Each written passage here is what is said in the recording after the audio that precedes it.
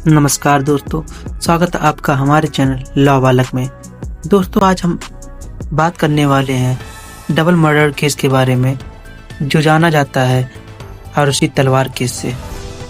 आज की कहानी एक 14 साल की लड़की की है, जिसका मर्डर उसके अपने घर के अंदर हो जाता है, बिना किसी शोर के, बिना किसी तोड़ फोड़ के। उस केस ने पूरे देश को हिला दिया था। सब मीडिया चैनल चिल्लाने लगे, लोगों ने जज कर दिया कि मम्मी पापा ही उसके किलर हैं। लेकिन फिर आई एक मूवी इरफान खान वाली तलवार। उस फिल्म ने पूरा नैरेटिव ही बदल दिया। तब लोगों को लगा शायद जिसे हम विलन समझ रहे थे वो खुद विक्टिम है।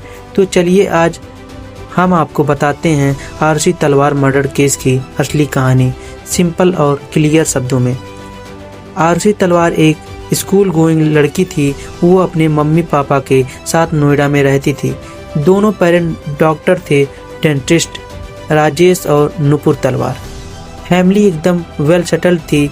घर में एक सर्वेंट भी काम करता था, जिसका नाम था हेमराज। वो नेपाल से था और काफ़ी सालों से उनके साथ काम कर रहा था। सब कुछ नॉर्मल चल रहा था। घर में कोई ऐसा इशू नहीं था जो किसी को लगता है कि कुछ गलत हो सकता है। आरुषि की बर्थडे भी आने वाली थी। उसके पेरेंट ने उसके लिए गिफ्ट भी प्लान किया था। लेकिन एक सुबह सब कुछ बदल गया। मम्मी ने जब आरुषि के बेडरूम का दरवाज़ा खोला तो उनकी दुनिया ही हिल गई। आरुषि अपने बेड पर मरी हुई थी। उसका गला कटा हुआ था, हर तरफ खून था। वो सिर्फ 14 साल की थी। घर के अंदर ही उसका मर्डर हो गया था। पुलिस को तुरंत बुलाया गया। जैसे ही पुलिस आई, उन्होंने पहला सस्पेक्ट हेमराज को बनाया, क्योंकि वो घर से गायब था। पुलिस ने मीडिया को बोला, ये सर्वेंट ही कल्प्रिट है। शायद उसने लड़की के साथ कुछ किया और उसके बाद उसका मर्डर कर दिया। लेकिन उससे अगले दिन जब टेरेस का ताला तोड़ा गया, तब पुलिस को वहीं हेमराज की भी लाश मिली। उसका भी गला कटा हुआ था। मतलब दोनों मर्डर एक ही घर के अंदर हुए थे और किसी को कुछ पता भी नहीं चला।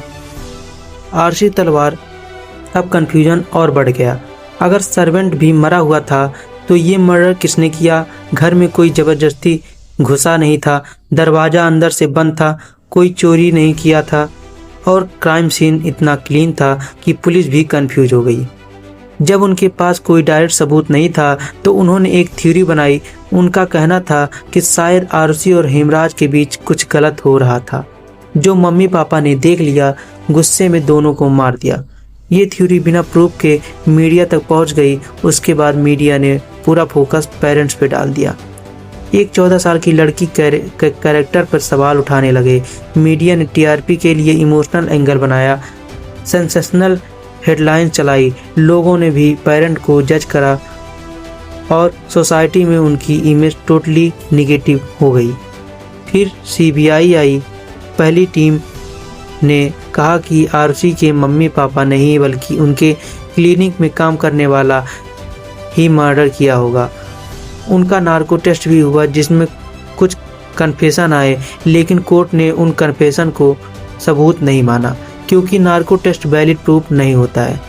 बाद में सीबीआई की दूसरी टीम आई। उन्होंने कहा ये मर्डर किसी आउटसाइडर नहीं, बल्कि मम्मी पापा ने ही किया है। उनका पॉइंट था कि घर के अंदर से गेट बंद था तो कोई आउटसाइडर घुस नहीं सकता। मर्डर के बाद कोई चोरी नहीं हुई तो मोटिव क्लियर नहीं था। चाकू जिससे गला कटा हुआ था वो घर के अंदर हो सकता है। मम्मी पापा ने अपने मोबाइल से कुछ डाटा डिलीट किया हुआ है। ये सब सर्कमस्टांशियल एविडेंस थे, कोई डायरेक्ट प्रूफ नहीं था। ना तो फिंगरप्रिंट मिले, ना सीसीटीवी, ना आई विटनेस। फिर भी कोर्ट ने मम्मी पापा को गिल्ट मान लिया। उन्होंने उन्हें जेल भेज दिया। वो दोनों सालों तक जेल में रहे। उनकी इमेज मीडिया ने डिस्ट्रॉय कर दी, पर उनके सपोर्ट में भी कुछ लोग खड़े हुए थे, जिन्होंने बोला कि ये सब कुछ बस एजम्पशन पर बेस्ड है।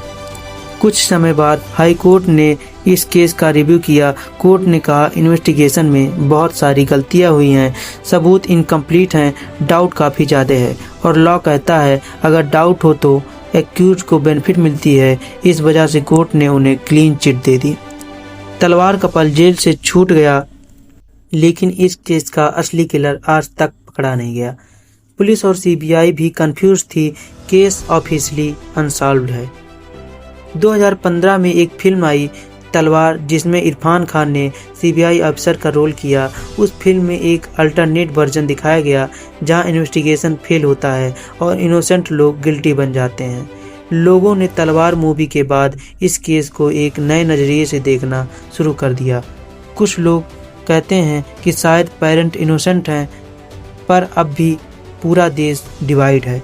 कुछ लोग पेरेंट को किलर मानते हैं, कुछ उन्हें विक्टिम।